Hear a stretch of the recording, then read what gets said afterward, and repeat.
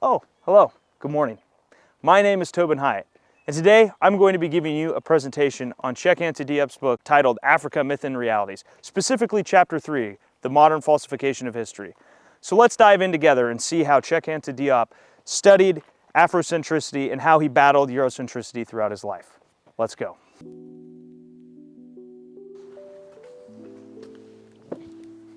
Imagine a history stolen, a past so grand yet deliberately buried. In 1974, a Senegalese scholar named Cheikh Anta Diop dropped a bombshell in his book, The African Origin of Civilization, Myth or Reality.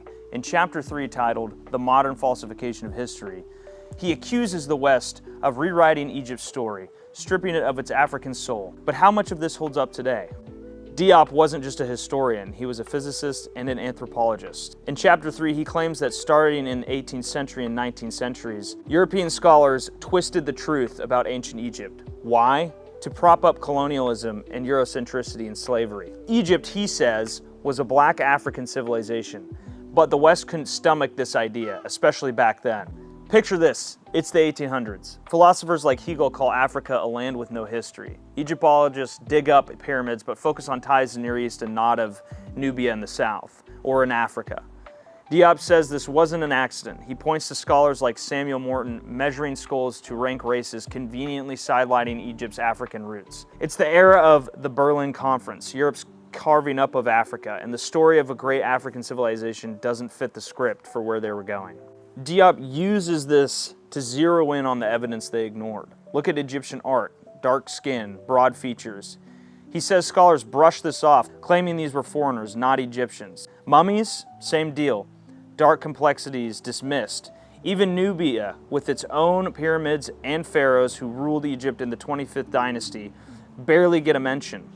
Diop argues that this was deliberate, a cover-up, a way to rewrite Egypt's history to make it seem European. He ties it to a bigger picture, scientific racism. The 19th century was obsessed with proving European superiority all the way up to even today.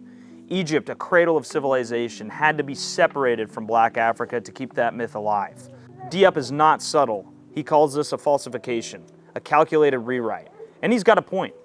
Early Egyptology, born in the colonial haze, often ignored Nubian ties to African language like Egypt's Afroasiatic roots. Diop directly references Marius Fontaines on page 63 as a proponent of the Libyan thesis, which argued that Egyptian civilization stemmed from light-skinned Libyans rather than black Africans.